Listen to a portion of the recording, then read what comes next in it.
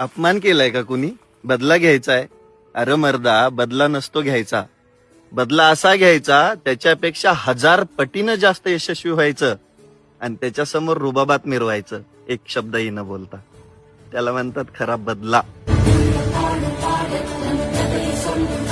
Chinaze, Elio, Silvestre, Maru.